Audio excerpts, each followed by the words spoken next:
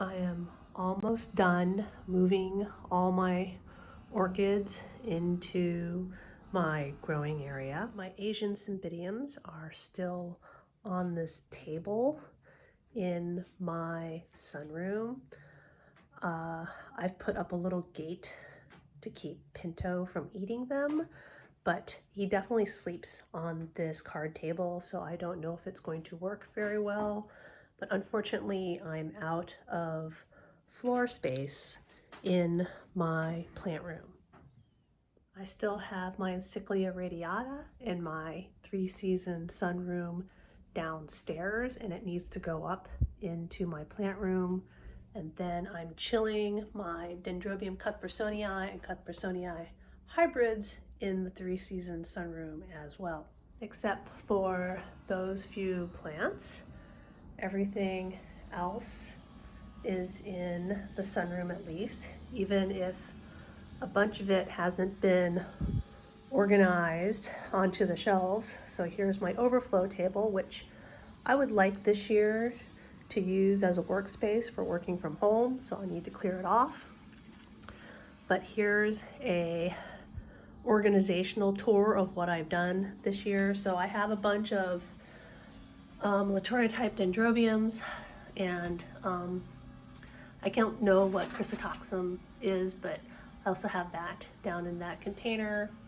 I have my Encyclia alata that I repotted sitting right there, along with my Silogeny confusa in that tray. I have a few Vanda types here on the north window. They're above those plants in the trays so that when I spray them, the water will drip down. I have trays on the bottom here to catch dripping. I've organized Cattleyas on most of the shelves. These shelves have non-mesh trays, Kimiangas hybrids, twinkle type hybrids, other oncidium types. You can see a Shari baby in bloom right here. I have other Kimiangas types all the way up at the top with dendrobiums underneath. And then there's my Guatemalensis that I am trying to grow toward competition quality. Almost fell over there. And then this is my Certopetalum, Elizabeth Ann Buckleberry. It has 6 spikes this year. You can see one of them is open, but a lot of them are still just coming in. So this is the north end of the room. And then I have 2 of the IKEA racks right here. And I've had to spread to front and back on one of the racks, only front side on the second one. And this will let me rotate them to give them enough sun. So here's all my mounts on that. And this one's actually in the middle right here because I'm still getting dripping water from my ceiling from condensation. At least I hope it's condensation. Then over here is the south side of the room. You can see I have a ladder, step ladder sitting there. I've gone with these foggers again instead of the fogger trays. So I have 2, and I decided this year to put them in these sturdy plant trays because they kept leaking last year and I ended up getting water all over the floor. So I have one at the bottom, I have one at the top. And I added these last year. I tried them. They're just basically Reptile Foggers. And you can tell this one now, the fan's very noisy.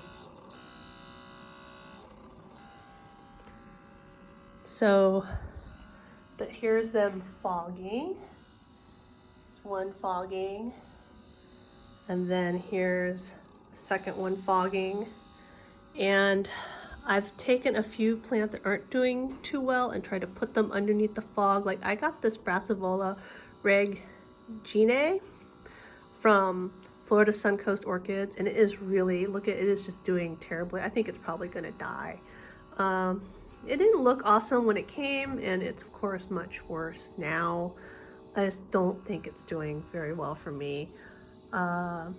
This is my Kimiangas Heritoniana. It hasn't spiked again since the first time when I got it, but I'm hopeful. It's growing new roots and it's still alive, but it hasn't. It's also down here to get some fog overflow.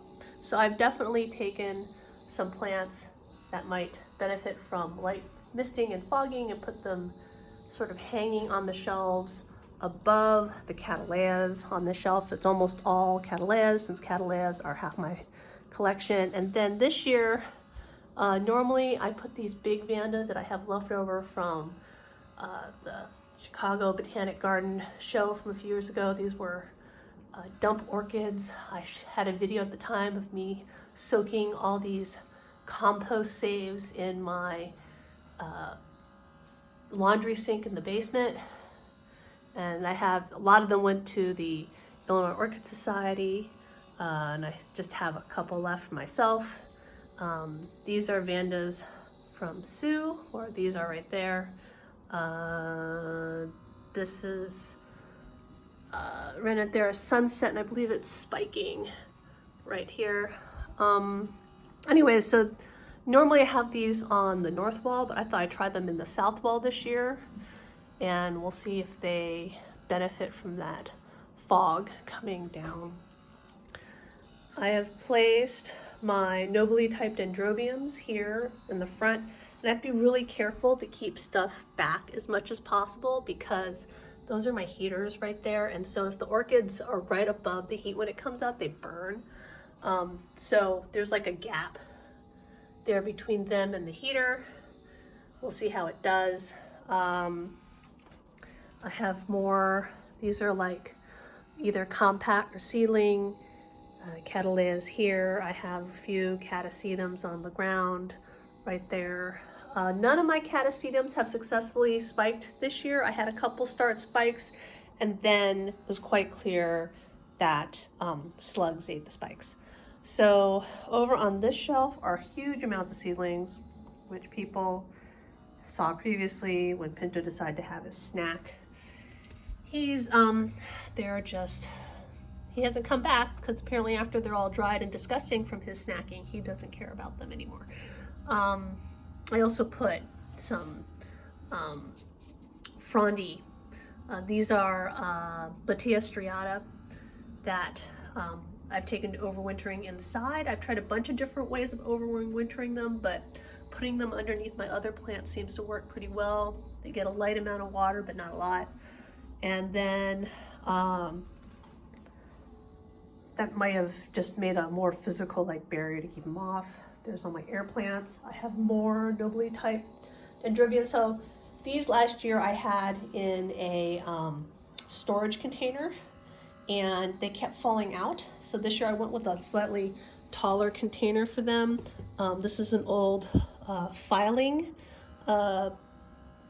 basically a plastic filing box, and it has a crack in the bottom, in which I have duct taped shut.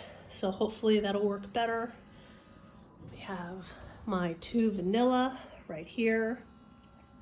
And then up top, I have, more oncidiums, all my maxillarias right here. My Schweitferdianum right there. The Sobralia, which is blooming on and off. Very hard to show because it just only blooms for one day. And then right here this year, I am testing out the free LED lights I got. So this is the House Bright bulb. I did buy a socket for it, and I've tied it up. So it's sitting here to see how that goes. And then to compare it, I actually have 1 or 2 cattleyas that I have duplicates of up here. And then those same ones are down here where I have my Vivo Sun placed right here to test it out. So I'm not using these all the time. I've used a Amazon plug to set them up on a time schedule where they basically turn on at sunset, and I'm using the 2 lights as supplemental because right now I'm somewhere around, I think, 10 hours of sunlight. And so basically at sunset, they turn on and then they give another 3 hours of light and then they turn off again. So that's what I have so far. You can see there's some more orchids that haven't made it onto the shelves yet. Just find some more room.